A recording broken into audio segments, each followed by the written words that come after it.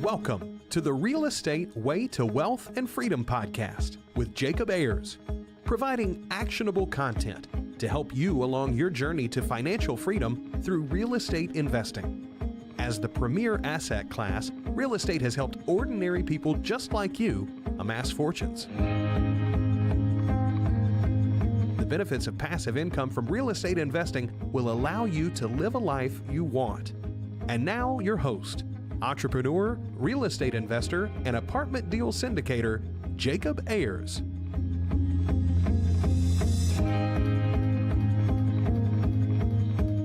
Hi, and welcome to the Real Estate Way to Wealth and Freedom podcast. Hi, I'm your host, Jacob Ayers. Thanks so much for tuning in to this week's episode. I'm so glad you're here. I'm excited to share today's guest with you. Today's guest is Mr. Jack Gibson. Now, Jack began his entrepreneurial journey at age 19 and founded his first company at the ripe old age of just 21. Operating a successful nutrition consulting and distribution company, Jack built a multi-million-dollar venture before he was old enough to rent a car. Now, soon thereafter, Jack bought his very first home as an investment. One quickly became five, and then the real estate bug hit. Jack became obsessed with learning everything about real estate investing and soon had over 50 investment properties generating passive income. Today, Jack spends his time mentoring other entrepreneurs, building his real estate investment portfolio, and helping other investors to build a brighter future through the power of turnkey rental real estate income. Well, that's going to be the topic of today's show, is building a turnkey rental real estate investing portfolio and how that can help you achieve your goals through passive income every month. Well, without further ado, let's jump into this week's episode with Mr. Jack Gibson.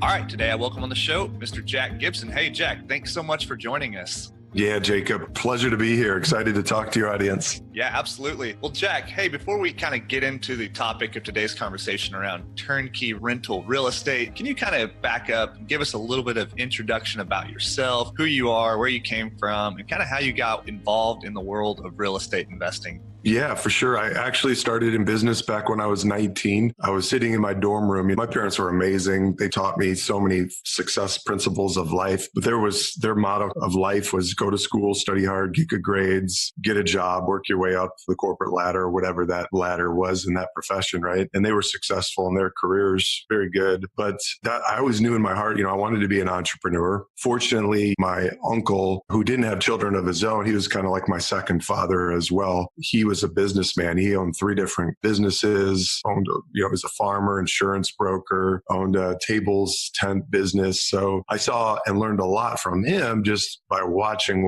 how he grew all of his businesses. And so one day though, I was about a few weeks into starting in my own nutrition business as a distributor. I sold a program for $200 and I made $100, right? So it's a 50% profit margin. And then I was also doing work for him on his farm, clearing off land that he had just bought. That's hard work. That's backbreaking hard work, right? At least from me, who would probably be much more suitable to using my mind and such. So I get done. I do like 20 hours worth of work. I give him the bill and he gives me $100. And I'm like, oh my God. $5 an hour. There you go.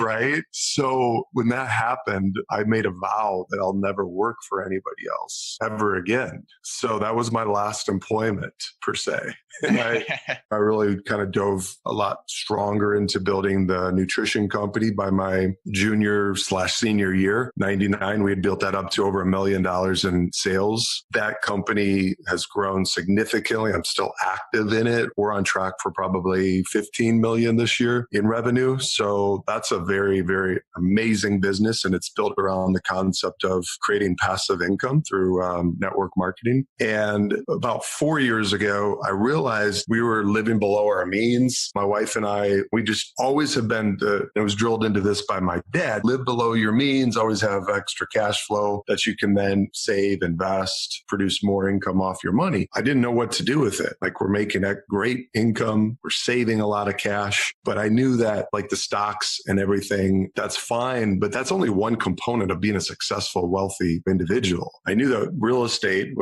had huge potential, but knew nothing about it. So I started downloading podcasts just like yours for 100 straight days. I think I listened to a podcast on real estate investing There you go. to try to learn it. Because if you don't have any education and you don't have the components of learning, like, you're going to start making the mistakes when you buy, right? I think that's where most people have to understand is like, you make the money on your investment when you buy it, not when you actually sell it. The sell is whatever the market is at, where it's at, and when you're ready to sell. But then, of course, if there's components of when to sell at the right time, right? Of course. But the buying smart and not paying too much, buying the right team behind your investment is very, very important. I had to learn all of that and how to do that successfully. So that's when the game started, is for me in real estate, is just listening and learning. Yeah, sure. So I'm listening to your story and it kind of sounds a little bit like that rich dad, poor dad mentality, right? You had your mom and dad who were very conservative and taught you to kind of go to school, get a good education,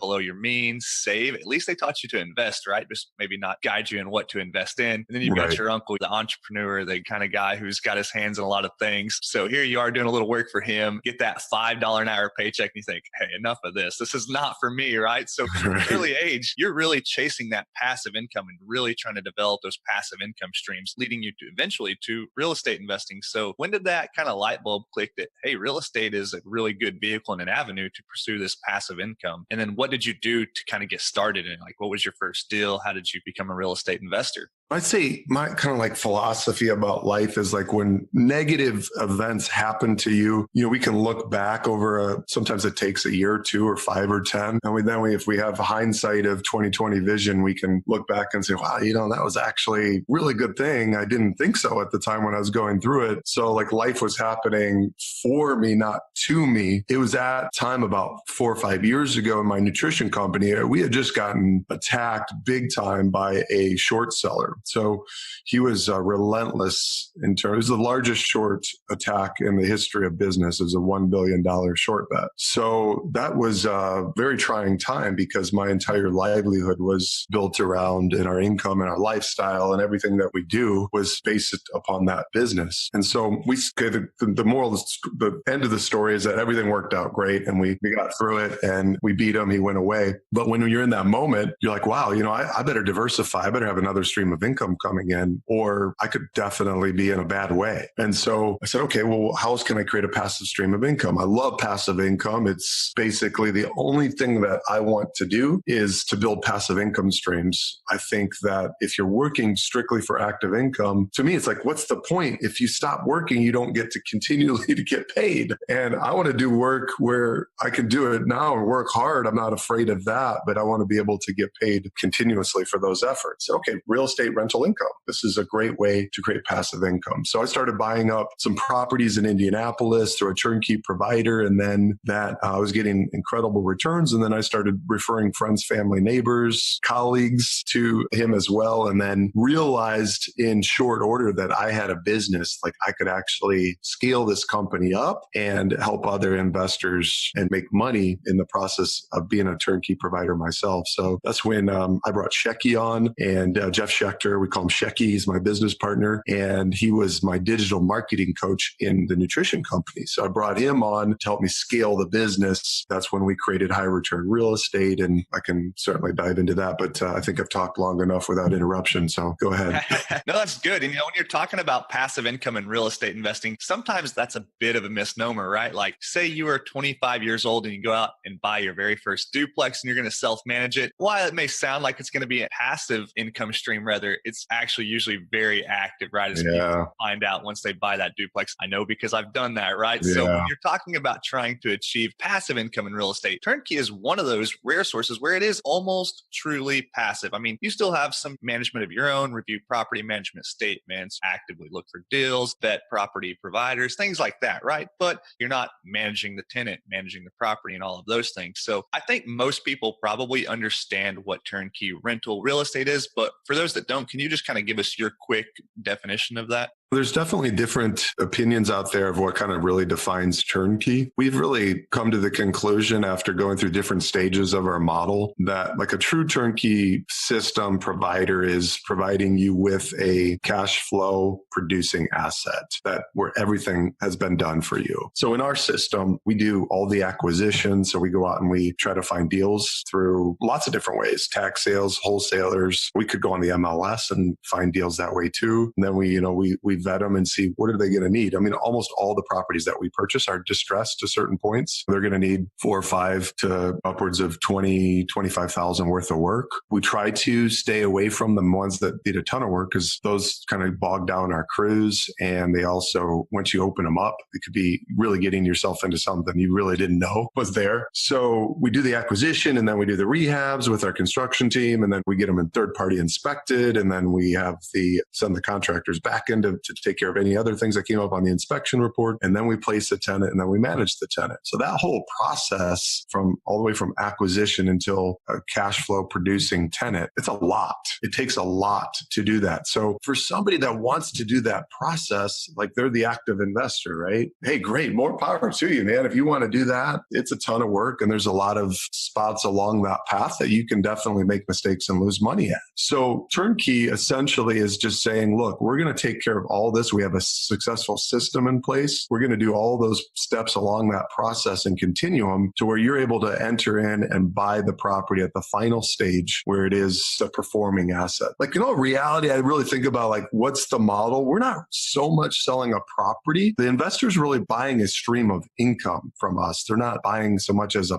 property per se. So like a retail buyer, a home buyer who's going to live in it, they're buying a property. They're worried about the layout. What's the paint color scheme? What am I going to need to do to this? All of that. Like they're buying the location, the property. Whereas the investors that buy from us, whatever the property is or isn't so much that important as it is what's the stream of income that's coming off of that property. Yeah, certainly. And when you're talking about investing, you've got the more active side, like going out and actively searching for your own deals, buying the deal, finding a tenant, managing it, managing that property for however long you keep it, forever possibly. Or you've got kind of on the opposite end of the spectrum, going to somebody like you, a turnkey provider, and saying, hey, I really like that duplex with this return and this rent and this price point. I'll take that and collect my mailbox money, if you will, review my property statements. And more or less, that's the extent of my involvement in the property, right? So when you're talking about turnkey rental real estate, what exactly pros or cons are there to that more active approach in comparison? Obviously, you've got a less active involvement, but do you have any lesser returns than you could if you were going to go out and do it yourself? What do you see there exactly?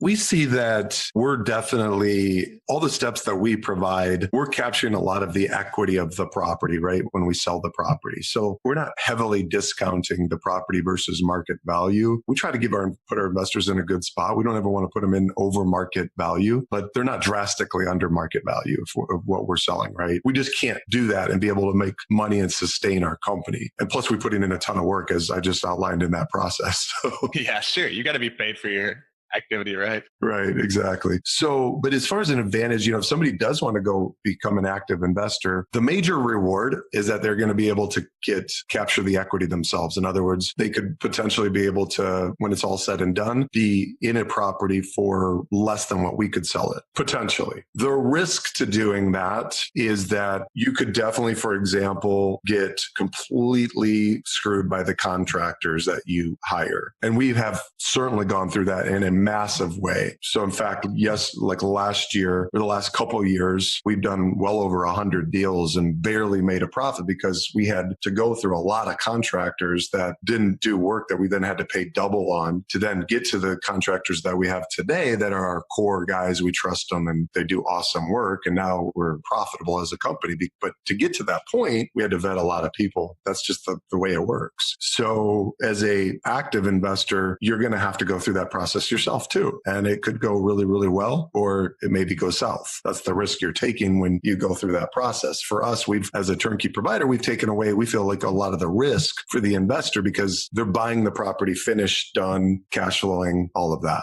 Yeah. And one perspective I see here, Jack, and maybe tell me if you agree with this, is when you're comparing and contrasting the two separate models of actively investing in real estate versus investing in turnkey. Say you're going to go out and buy a property off the MLS, work with a realtor, you are left with a lot of those predictions on yourself. Like, what is this going to rent for? What are the expenses? What are my expected returns in comparison to a turnkey provider? You guys are much more in tune with what is this property going to rent for? What are the realistic expenses of this property? Factoring things like property management, landlord insurance policies, vacancy, right? Like when you're buying off the MLS with a traditional retail realtor, maybe they're not so much in tune with kind of those investor involved metrics, whereas you guys are. So you as an investor are really getting a holistic picture when you're investing with a turnkey provider like yourself. Sure. No, that's a great point. And I think that, look, I mean, active investing is great. And certainly there's lots of people that they make a ton of money and they build incredible portfolios and they're able to get things far less than if they were to pay a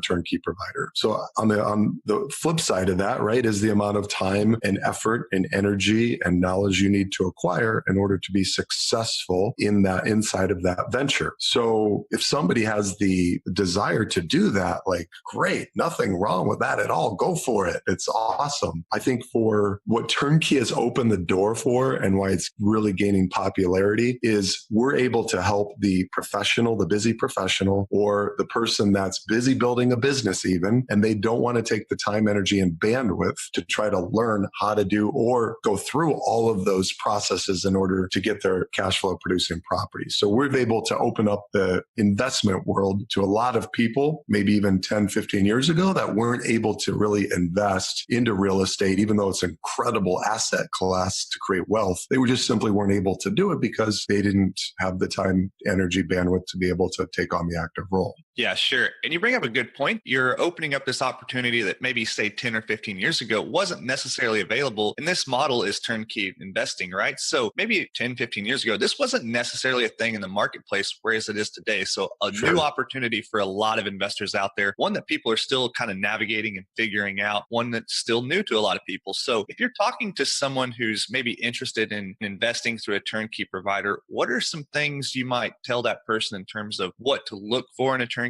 provider, any kind of market analysis, any kind of management structures, any kind of inside information there? I haven't honestly studied a lot of the other turnkey providers and like what they do and in terms of like what they do and what they don't do, right? So one of the things that was really from a 10,000 foot view, we had a major problem in the Indianapolis market with a huge turnkey provider. They sold 1,000 properties. And the biggest problem was that investors didn't have enough information on the quality of the property. So they were paying for properties, number one, before they were done. So they'd buy a property that needed 20, 30,000 worth of work, and then they're paying for that work to be done. Well, a lot of that work ended up not getting done and was paid out in fake rents, or they got done, but then, it was shoddy and plumbing, electrical systems were terrible, and all of that had to be completely redone. So a lot of those investors, they lost a lot of money. And it simply came down to not being clear on what the property condition was. We do a lot of C class, B class as well. It's just a lot less supply. It's a lot harder to come by. So a lot of our properties, are single families, 40 to 50,000 range, duplexes, 55 to 75,000 range. And so we're not talking about very expensive properties at all, right? But you still, even then, we're not producing the Taj Mahal by any stretch. This is C-class property, but you still have to have everything tight. All the major systems need to be thoroughly checked, rehabbed. If we're providing a property where there's a roof that only has a couple years left in it, then we're putting the investor in a bad position, right? So we just make sure that we have actually, at this point, we have all of our properties third-party inspected twice. The investor has a fully vetted property that they can see all the transparency of what the property was when we got a hold of it, what work, we provide a scope of work, and then we show what the ending inspection was. And then if there's still real estate and property renovation is a complex game. So if there's still things that need to be done after the second inspection. And we have a contractor verification form that we provide that shows all of those things that were done as well. So I think it's really just having transparency, because at the end of the day, you got to have a property where the major systems are not going to collapse within the first 5 years of you buying the property. That's the problem, Jacob, is those CapEx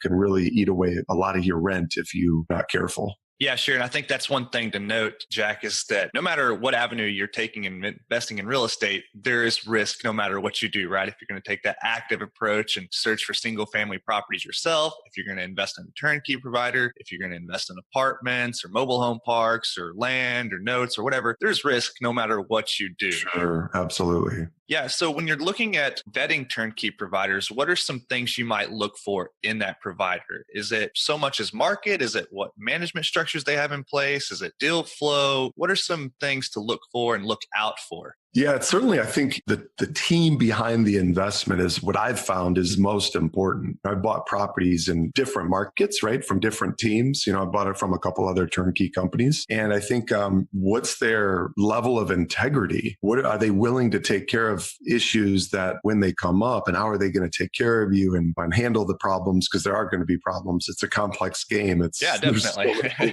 parts, right? I mean, you're renovating 30, 40, 50-year-old houses. Yeah. There's going to be things that pop up and problems that arise. So, yeah. Yeah, exactly. Like for us, we provide a 6-month warranty, because what happens is in real estate, look, we can provide all the pictures and photos and inspections, and all of that is great. And that provides a level of transparency of the quality of the property. But once the tenant actually moves in and they're utilizing those systems, it's a different game, right?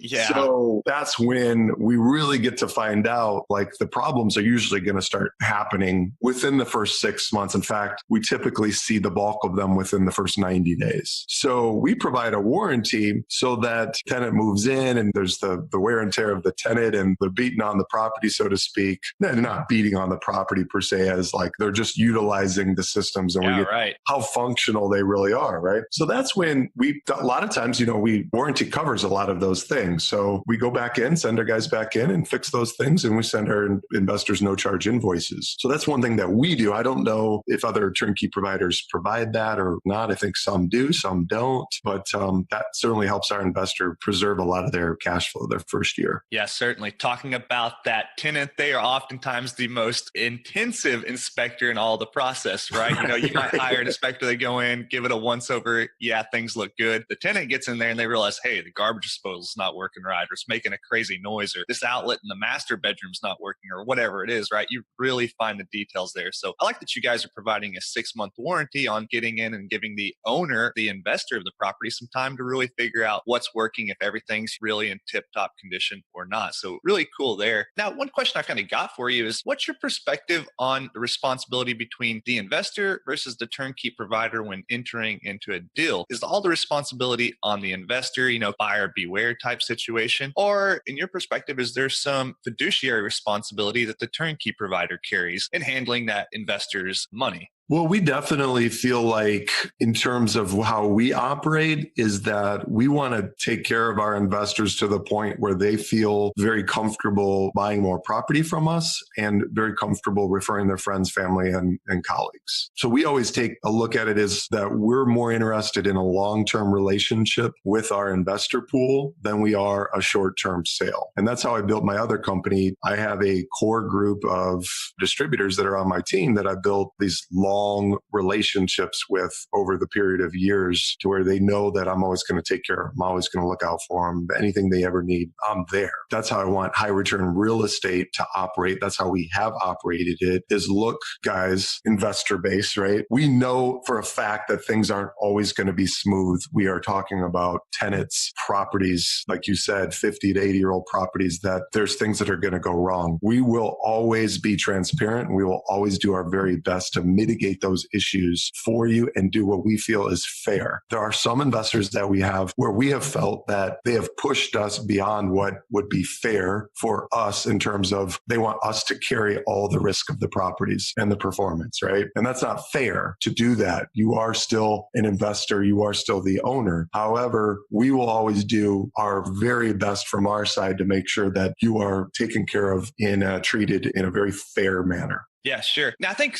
one cynical question one might have about a turnkey provider is, hey, if this deal's so good, why aren't you keeping it? Why aren't you buying it? I'm sure you get that a lot. So what's the answer there? It's an awesome question. It's the same thing I asked too. When I first started buying, I was like, well, why aren't you holding this if it's that great? Look, I mean, I do have my own, I'm an investor. I have my own set of buy and holds. I only have so much capital. Number one, it doesn't make sense for me to hold everything because I don't want to have 100% of my own assets into real estate only. Like I'm a diversified investor. I have whole life insurance policies. We put money back into building my companies. It's a capital game. And then the other part of it is simply time value of money. We can fix and renovate and flip a property. We're going to make all the rents that we would make over, I don't know, whatever period of time it is, right? Depends on each deal. But let's say it's 12 months of rent, or we can flip it. Then we're just going to flip it. If we can do that 4 times, then it really makes sense for us to do that versus the time value of money. We're going to outpace the rents. So when you as a turnkey provider are looking to vet contractors, property managers, vendors, things like that, what are some good pieces of advice that you've found in your own personal endeavors that you could tell real estate investors out there who are maybe looking to possibly manage their own deals or are in a similar position like that? So definitely be a great idea to check their quality of work on other properties that they've done, ask for references, never pay them in full. That was a huge problem with these 1,000 properties that went through the turnkey providers, that they were paid in full upfront for work that was never completed. So you want to look at some type of schedule if you are going to pay somebody to do the work and hire the contractor yourself. You definitely want to be careful in terms of how many projects that you give them. I mean, our big mistake is that we gave 17 projects to, a guy that had proven that he had done several projects for us, but then we just gave him too much at one time and gave him too much responsibility. And we take responsibility. I take 100% responsibility for all the mistakes that I've made. And anytime anybody screws me over, I take responsibility because I let them do it. That's the way I think of it is, look, shame on us. We allowed you to do that to us. So I think building up trust is huge. You got guys that you really instinctively too. I mean, you got to go with instincts too. Sometimes you can tell when somebody's trying to be a little bit of a shyster. So you want to use your instincts and run from those that are giving you that feeling in your gut that something's not right here. Yeah. That guy that's like, pay me now. Yeah. I'll get it done. A lot of your listeners, everybody here, we're smart people. Just follow your gut, follow your instincts. It tells you a lot. Yeah, sure. So a few kind of things to note, takeaways there are, first, look for referrals, look for references, see the kind of quality of work the contractor's done or that property manager. Look at their track record. Be sure not to pay the contractor in full, right? Because Jack, you could pay me to come up to Indianapolis and do a $50,000 rehab for you, mail me a $50,000 check, and I'm headed to Belize to never be seen again, right? And then 3, just make sure that they can handle the amount of work you're giving them, right? Make sure they're fit for the purpose. Make sure that you're not overloading them. Maybe they're a great contractor or a great property manager who just don't have the systems or the capacity to handle the amount of work you need done. So that's another kind of... Yeah, just thinking, like having you go through those, just one other thing that hit me was contractors are normally going to tell you that they can start the project in next week or whatever, when in all reality, they know that they can't start it for a month, but they're going to tell you that so that they can get the job, right? They don't want to turn down work because they don't know in a month from now if they're going to have the next job ready. You got to be careful for that, just kind of looking at what kind of workload they're currently already on and maybe trying to get a sense of the timeline of when those other projects are going to be finished up. What kind of crew bandwidth do they have available? I don't know, like terms of how to fully vet that, right? Because they're going to tell you what they want to tell you. But that's one thing to kind of consider is they may drag your project out over a long period of time. And that's very costly because that's called carrying costs. That's a big factor. It's a huge factor. It's when your money's tied up and it's not making money. That's very costly. That is not passive income.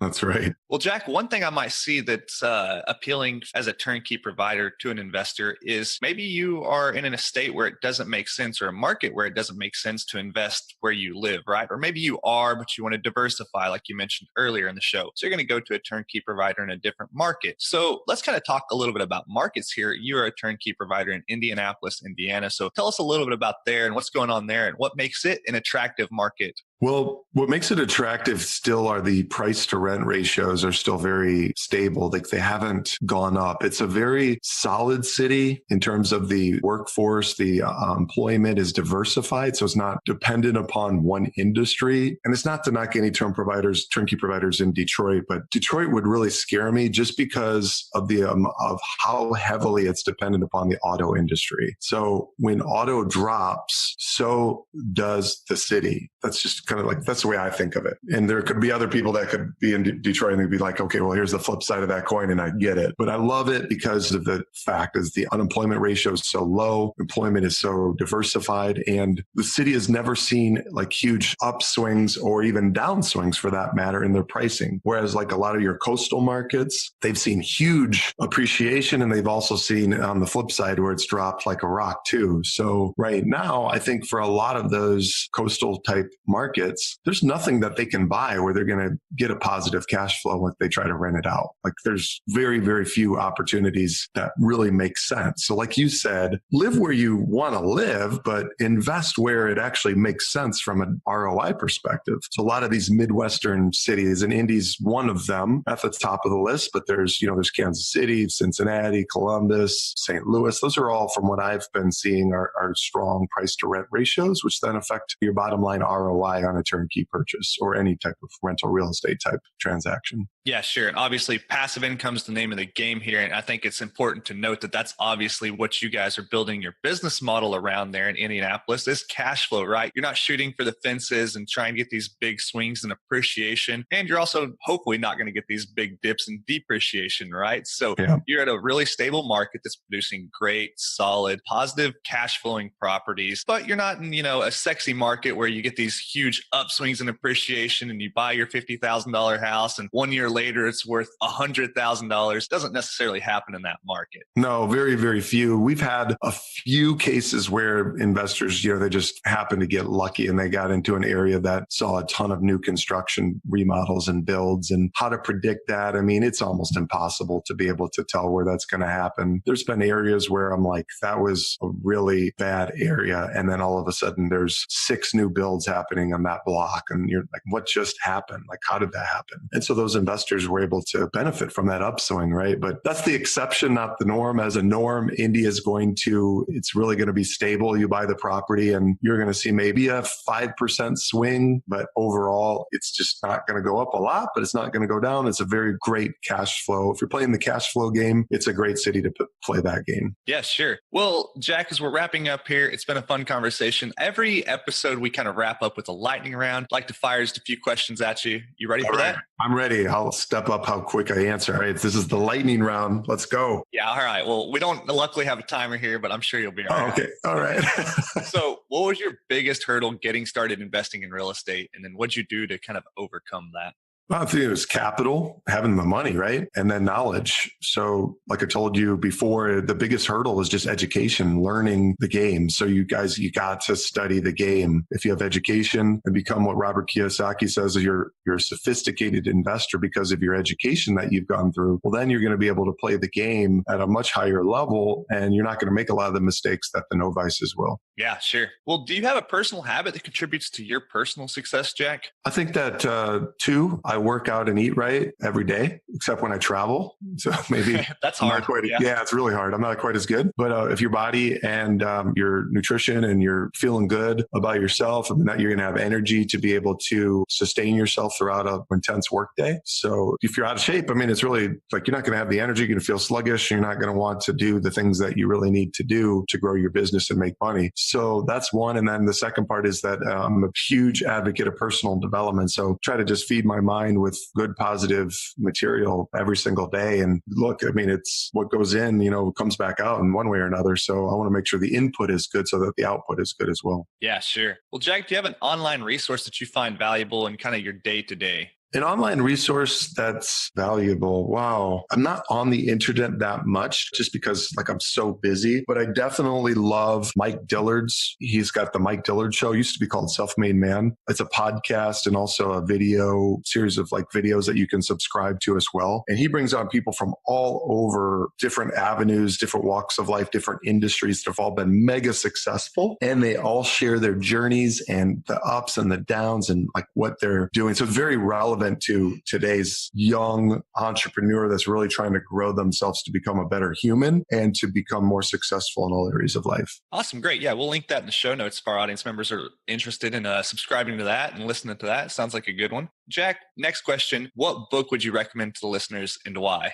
Okay, so I hate to do this, but I'm just going to go back to the fundamentals, Rich Dad, Poor Dad, Robert Kiyosaki, then his second follow-up book, Cash Flow Quadrant. Those are incredible, really got me thinking differently in terms of utilizing real estate as part of my investment strategy portfolio. And then there's a book that a lot of people talk about of Think and Grow Rich by Napoleon Hill, but it's going to say that one is always that was the first one I ever read. There's a great book called The 5 Levels of Leadership by John Maxwell. And one of my favorites because leadership is really the essence of growing any successful enterprise, whether it's in your family life or your physical transformation or in your business life. So this book really teaches you the stages of leadership and how to more effectively influence other human beings in a positive way and how to rise yourself up to the pinnacle level, which is level 5. Yeah, awesome. Well, Jack, last question in the lightning round. If you were to give advice to your 20-year-old self to get started investing in real estate, which you were already investing in things at that age, what would you go back and tell yourself?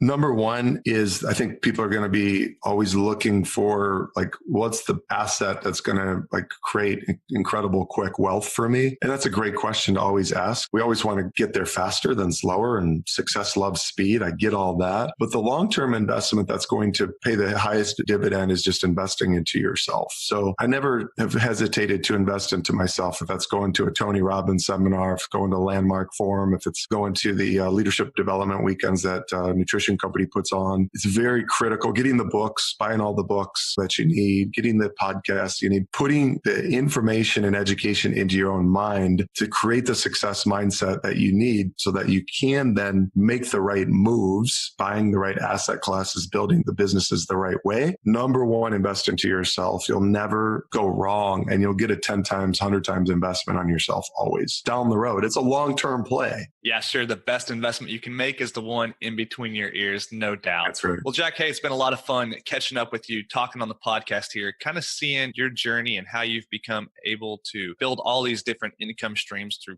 investing in real estate and other endeavors like your health and fitness endeavors. So really cool there. Now, you're actually no stranger to talking behind the mic here, as you and your partner you alluded to earlier, affectionately known as Shecky, right? High Return Real Estate Podcast Show. So tell us a little bit about there and tell us a little bit about what you guys are doing with that. Sure. Yeah. I mean, we're about 50 episodes in as of right now. We've started the show maybe 2 years ago. So, I mean, I was really impressed how you're crushing the game, Jacob, and the volume of shows and consistency. That's awesome. We bring guests on a lot of times of how you do. Sometimes we just let it rip ourselves as well. But it's really centered around buy and hold investing, teaching just different aspects of how to do it right, insurance, entity protection, single family, multifamily, commercial investing. So the show is not just about what we do in terms of Turnkey. We bring on investors and other experts from all different aspects of real estate investing. So we love doing the show. I think when people listen, they'll see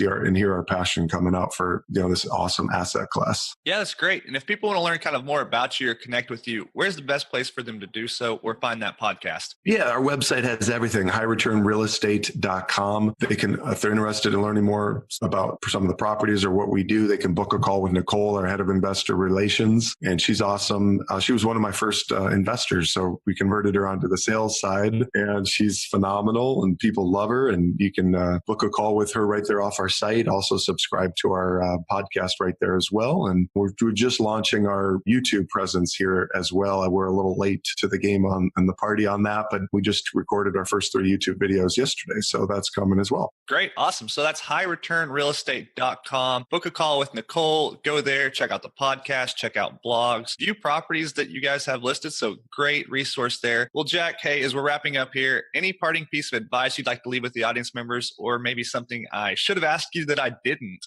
Great question. I think the most important thing, guys, is just, if you want to be a successful investor in real estate, cash is king. So you're going to get the best deals when you have cash ready to deploy. So your real estate investing starts with your personal finance skill set. You've got to learn how to increase your income to make more money so you have more to invest, right? But you also have to play defense and learn how to become smarter with your personal expenditures so you have that gap. And the wider the gap, the faster the cash you're going to accumulate and the more you're going to have to deploy into turning your money into making more money. So yeah, you definitely got to get smart with personal finance, guys, in terms of creating more cash for yourselves. Yeah, sure. I love that. Well, Jack, hey, it's been a lot of fun having you on the podcast. Look forward to having you back on in the future. Thank you, Jacob. Awesome, man. Thanks so much for having me. Thanks, everybody. Have a great day. Thank you, Jack. Take care.